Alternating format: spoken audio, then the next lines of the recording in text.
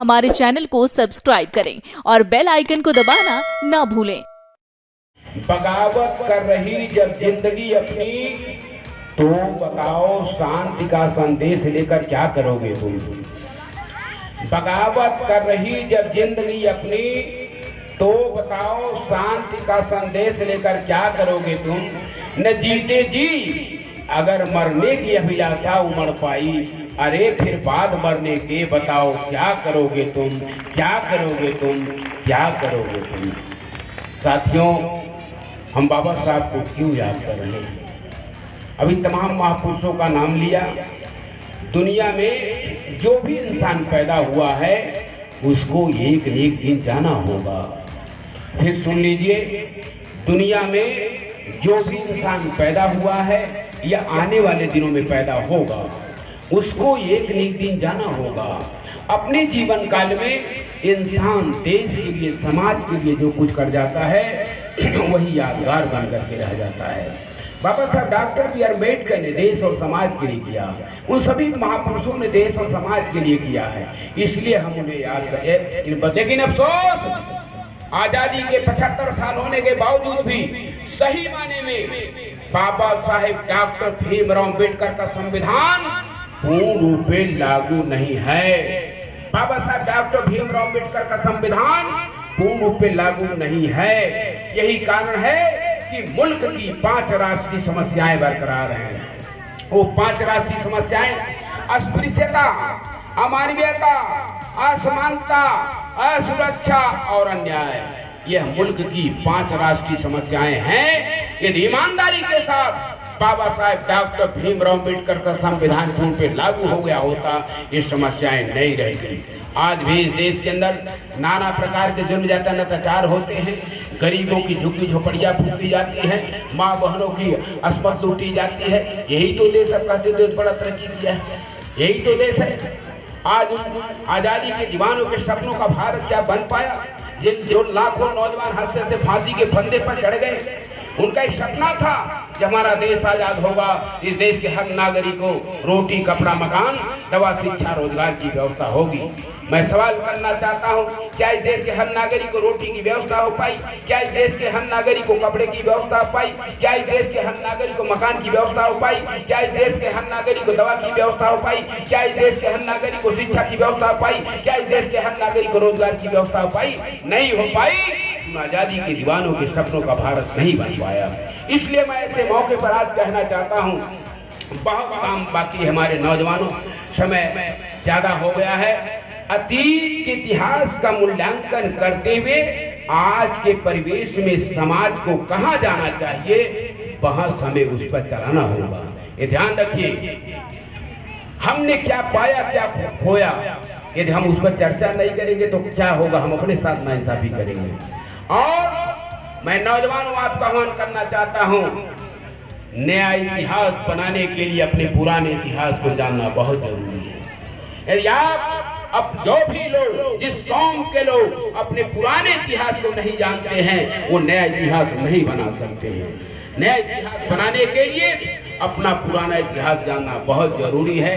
तो बाबा साहब doctor B.R. Ambedkar ने कहा था एक समय, ऐ देश के नौजवानों, तुम अपने दीवारों पर लिख लो, तुम इस देश के शासक थे, तुम इस देश के राजा महाराजा थे, ये धनदौलत राजपाट तुम्हारा था, फिर तुम्हें देश का शासक बनना होगा। लेकिन जिस समय बाबा साहब डॉक्टर B.R. अम्बेडकर ने कहा, उस समय हमारे पास दीवारें नहीं थी, अन्य लिखने वाले हाथ थे। आज हमारे पास लिखने वाले हाथ भी हैं, आज हमारे पास इतने बड़ा जन सैलाब लिखने वाले हाथ भी हैं, हमारे पास दीवारें भी हैं। हमारे नौजवानों को अपनी दीवारों पर लिख लेना चाहिए, हम इस देश के राजा महाराज थे, एक हमदर्दी राजपाट हमारा है, फिर हमें देश का शासक बनना होगा। इसके लिए बाबा साहब ने वोट का पावर दिया, वोट का पावर दिया, वोट का पावर दिया, क्योंकि पूरा तफसील से कहने में कम से कम 1.5-2 घंटा समय लगेगा। इसलिए वोट की पावर को आपको समझो। ये संविधान सभा के प्रारूप पर जब बाबा साहब बहस कर रहे थे, उस समय ये दो बिंदु हमारे जब संविधान सभा के प्रारूप पर बहस हो रही थी, उस समय उपस्थित भाइयों माता बहनों, यहाँ के चालाक लोगों ने क्या कहा, ये गंवार जाहिल जपाट लोग क्या जानेंगे वोट की कीमत। इसलिए मैं ऐसे मौके पर कहना, कुछ तो धनधरती होना चाहिए, कुछ तो धनधरती होना चाहिए। किसी ने कहा 50 बीघा, किसी ने कहा 100 बीघा, किसी ने 200 बीघा। आप सोचो, बाबा साहब ने कहा हमारे समाज को तो धनधरती रखने का अधिकार नहीं था, यहाँ तो कानून बना हुआ था, यदि किसी शूद्र के पास धन हो जाए तो राजा को चाहिए छीन करके ब्राह्मण में दान कर दे। बाबा साहब ने कहा कि आज हमारे पास तो कुछ है नहीं, पता नहीं कभी इनके पास धरती हो पाएगी कि नहीं हो पाई। तो बाबा साहब ने क्या कहा, चाहे राजा हो, चाहे रंक हो, चाहे गरीब हो, चाहे वीर हो, चाहे रानी हो, चाहे मेतरानी हो, 18 साल से ऊपर लड़का हो लड़की, चाहे जिस जात बिरादरी का हो, उसको एक वोट देने का अधिकार होगा, उसको एक वोट देने का अधिकार होगा, उसको एक वोट देने का अधिकार, तब जा करके आप वोट का अधिकार मिला। आप सोचो, किसी जमाने में ये 200 बीघा कानून बना होता, या तमाम लोग ऐसे हैं जिनके पास 200 बीघा जमीन नहीं। किसी जमाने में बाबू साहब पंडित लोगों के पास 200 बीघा जमीन, 4 बेटा हो गए 50-50 बीघा, या नाती हो गए 10-10 बीघा, पनाती छनाती हुआ 1.5 बीघा 2 बीघा।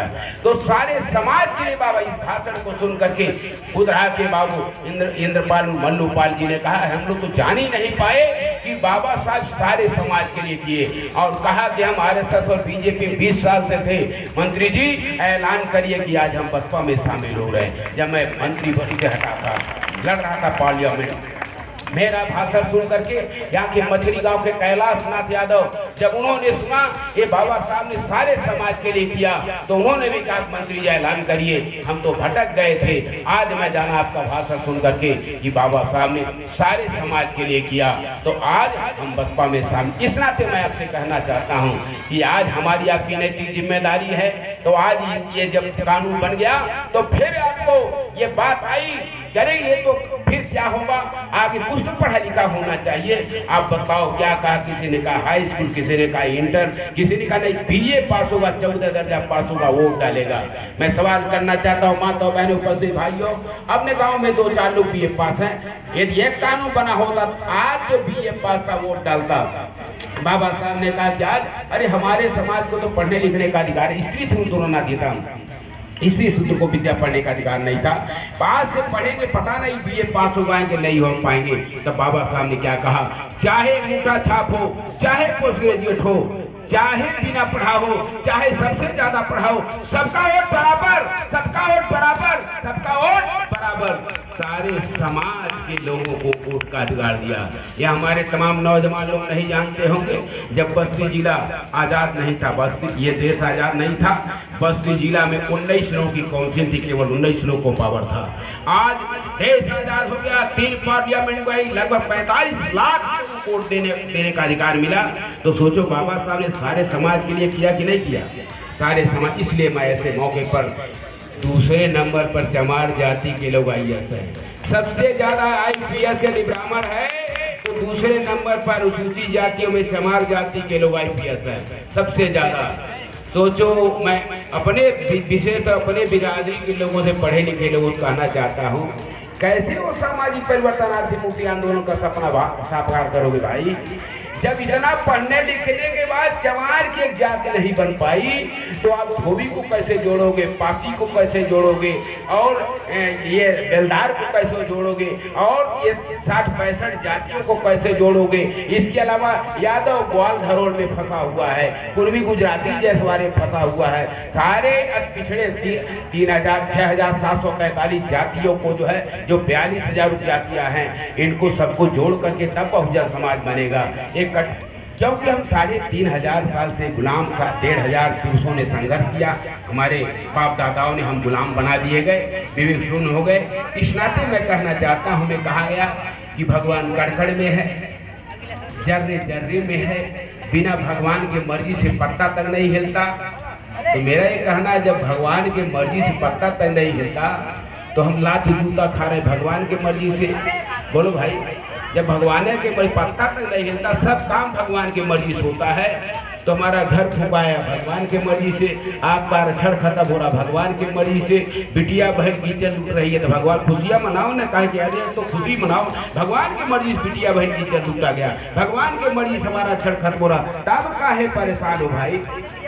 इसलिए आप भाग्य भगवान के चक्कर में जो अब तक धोखा खाते रहे हो, यदि इसमें पचड़े पड़ोगे तो फिर जान लेना कल्याण नहीं। आगे हमारा संविधान है, उसके बचाने के लिए मैं आह्वान करना चाहता हूँ यहाँ पे नौजवानों की, चाहे अपने बहुजन समाज के जो लोग भी यहाँ पर उपस्थित हैं, ये ध्यान रखो आने वाले दिन जिस तरह देश को ये लोग ले जा रहे हैं, जिनके हाथ में प्रदेश और देश की बागडोर है, वो खूनी संघर्ष की तरफ ले जा रहे हैं। हमारे चैनल को सब्सक्राइब करें और बेल आइकन को दबाना ना भूलें।